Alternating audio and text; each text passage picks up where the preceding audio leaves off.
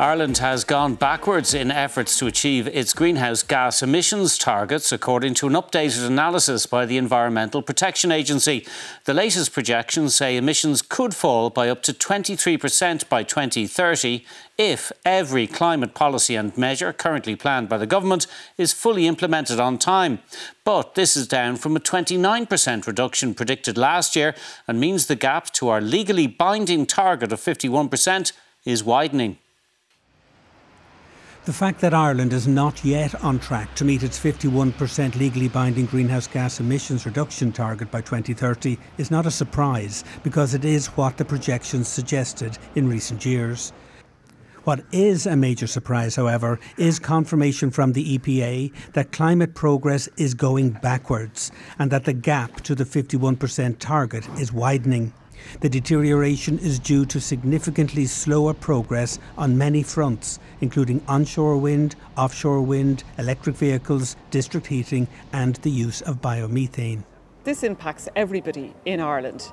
If we've got more renewables, we're going to be less reliant on outside fossil fuels, all of the geopolitical aspect of that we've seen, and also even things like transport. More electric vehicles, more electric buses, all of that will make our air quality better. So there's real life implications by making these changes, but we need to do them. This new analysis follows updated information the EPA received about climate progress from government departments and agencies. The best case scenario now, it says, is for a 23% cut in emissions by 2030, down from a 29% reduction projected last year. Often in these circumstances you say you're shocked but not surprised. I was genuinely surprised. I did not expect us to be going backwards.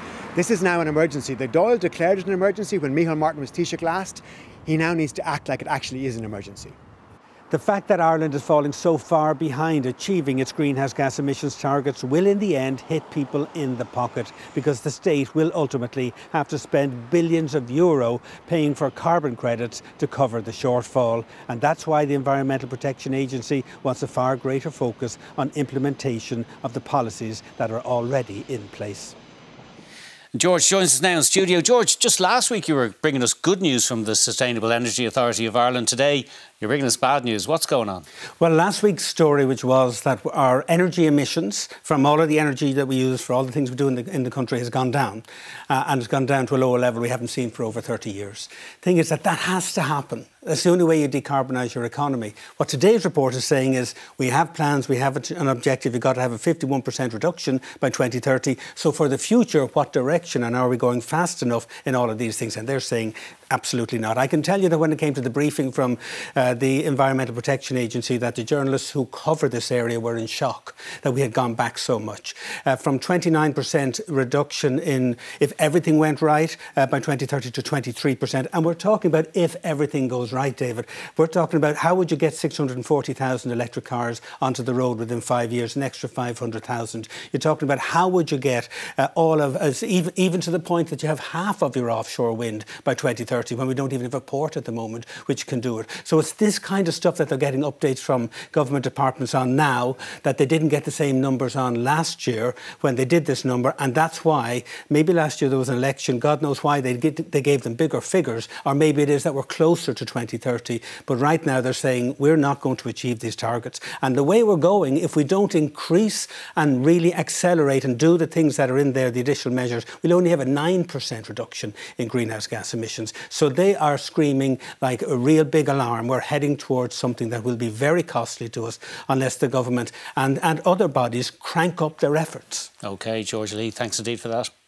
Returning now to our top story, the EPA's discovery that we are further than ever from our target on reducing climate emissions. We're joined in studio by Oisín Coughlin from the Stop Climate Chaos Coalition. Oisín, you're very, very welcome, but I guess you're not very happy. No, this is really disappointing news. It's actually alarming, and I'm actually surprised. You know, often you hear people say, I'm shocked, but I'm not surprised. I actually didn't think we were going backwards, and going backwards by this chunk. So really, it's a case of implementation not happening fast enough, of delivery not happening fast enough. The good news is, it's not like we don't know what to do. Like, it's there in the plans, but the EPA has gone around and said, well, what's actually happening, what's in the pipeline, and found that it's not happening fast enough and it's not happening, and not enough is being done. So it does boil down to political leadership. Micheál Martin has frequently said this is the defining challenge of our generation. It's an existential threat.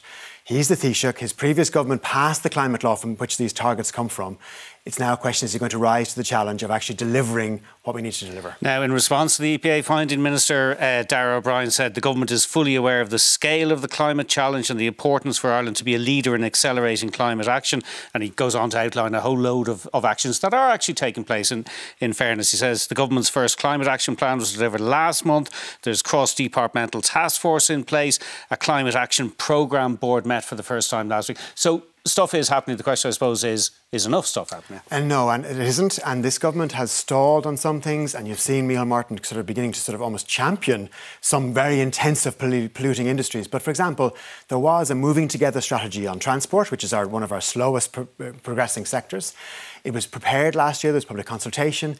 It didn't get through Cabinet before the election, and there's no sign of it now. That was supposed to reduce congestion and pollution and reduce how much climate change transport causes. That's gone.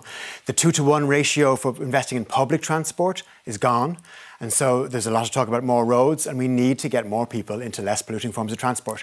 And on the other hand, the Taoiseach is saying we must have more data centres. And they're already almost using over a fifth of our total electricity, and they're plugging into the gas network now to burn fossil fuels. And we're talking about importing more LNG from the US to please Trump.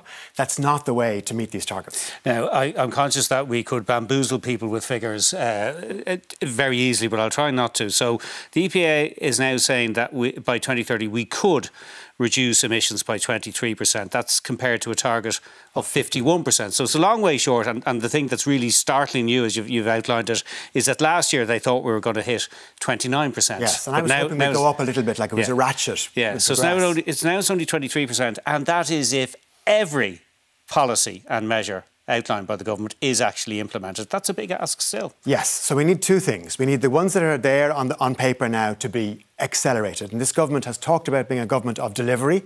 So like these aren't new plans, they've been there for 3 or 4 years. We need to see them cause some inconvenience. Some of these things like new public transport or new ways for people to cycle and walk to school, safe routes to school, they are inconvenient while they're being done.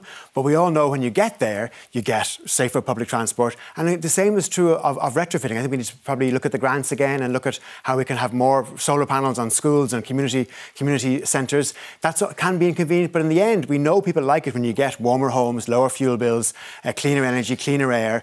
But the Taoiseach and the rest of the government and the Minister have to show leadership. They have to sell it to people. And the rest of the community, presumably, as well. But, yes. OK, so inconvenience, effort, all the rest of it, you might get to 23%.